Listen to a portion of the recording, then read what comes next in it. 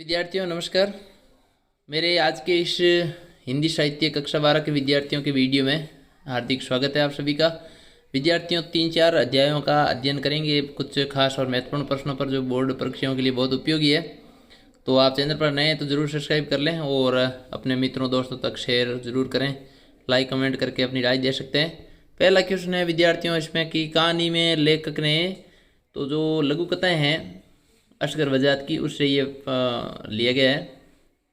कहानी में लेखक ने शेर को किस बात का प्रतीक बताया है? तो यहाँ पर जो है वो इसमें लेखक ने शेर को व्यवस्था का प्रतीक बताया, क्योंकि व्यवस्था है वो शासन की होती है, जो शासक होते हैं उनकी खुद की होती है, वो मनमाने ढंग से अपने हिसाब से चलाते हैं। फिर अगला क्वेश्चन है 4 हाथ लघु कथा में मिल मालिक ने मजदूरों के अतिरिक्त हाथ लगाने के लिए क्या क्या प्रयत्न किए? तो ये भी एक महत्वपूर्ण क्वेश्चन है, इसको भी आप अच्छी तरह से याद करें। उनके लकड़ी के हाथ लगवाए और फिर अंत में काट करके उसने जो है वो लोहे के हाथ लगवा दिए थे। तो ये क्वेश्चन महत्वपूर्ण है। और इसमें आप और भी लिख सकते हो कि नकली कटे हुए हाथ भी मंगवाए, लकड़ी के हाथ लगवाने चाहिए और अंत में लोहे के हाथ लगवा दिए जिससे मजदूर मर गए। प्रमाण से अधिक अगला देखो क्वेश्चन है, महत्वपूर्ण प्रश्न है, महत्वपूर्ण है विश्वास। कहानी के आधार पर टिप्पणी देखिए। तो इसमें आपको विद्यार्थियों लिखना है कि भी शेर के मुंह के अंदर हरी घास का जो लालच दिया गया था, रोज का दफ्तर स्वर्ग मिलेगा ऐसा बताया गया था। तो प्रमाण तो हमारे सामने हमें दिखाई देता है, किंतु विश्वास की वास्तविकता तो जहाँ पर जाते हैं तो वहीं पता चलता है। इसीलिए यहाँ पर ये बात कही गई है, जब क्योंकि विश्वास के माध्यम से उनको छला जा रहा था। तो हमारे साथ भी जो राजनेता है वो इसी प्रकार से ऐसे ही करते हैं, प्रमाण तो दे देते हैं तो पता चल जाता है और विश्वास दिला करके आम जनता को, भोली भाली जनता को ठगते हैं। तो ये उत्तर लिखना है। फिर देखो विद्यार्थियों इसमें लिखना है अगला क्वेश्चन है निर्मल वर्मा का जन्म कब हुआ? तो आप इसका आंसर ढूंढें 28 में, 29 में, 20 में या 30 में कब हुआ था। जहाँ कोई वापसी नहीं गद्य की कौन सी विधा है? तो कहानी है, निबंध है या यात्रा वृत्तांत है? तो यात्रा वृत्तांत इसका राइट आंसर है। आधुनिक भारत के नए शरणार्थी किन्हें कहा गया है?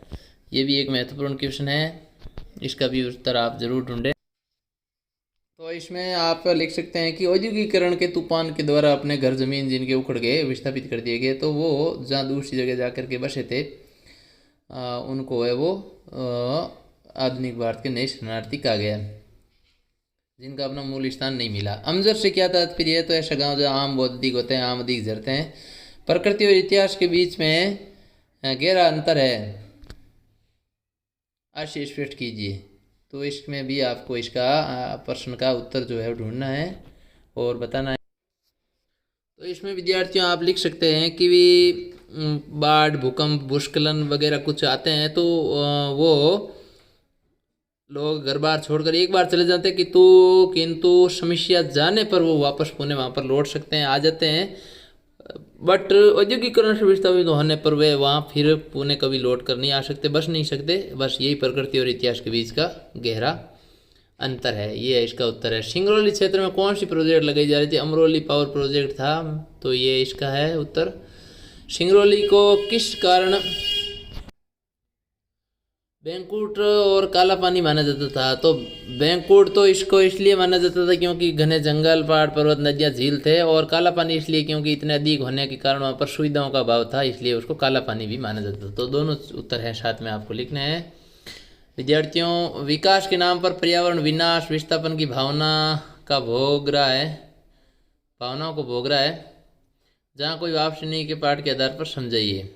तो पर्यावरण का विनाश होता है, औद्योगिकरण नाम से वो जंगल के जंगल काट दिए जाते हैं, और दोहन होता है प्रकृति का, और फिर उसको नुकसान जो है वो आम जनता को होता है और पर्यावरण का भी नुकसान होता है। तो ये पाठ के आधार पर लिखना है। ममता कालिया का जन्म कब हुआ था? ये महत्वपूर्ण क्वेश्चन है, आप इसका उत्तर ढूंढें खुद। दूसरा देवदास गद्य की किस विधा में लिखा गया है? तो ये कहानी है।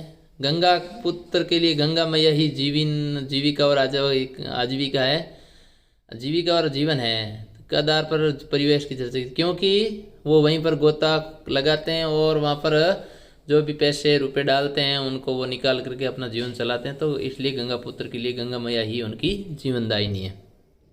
उसी से उनका जीवन चलता। दूसरा, देवदास कहानी शीर्षक की सार्थकता स्पष्ट कीजिए।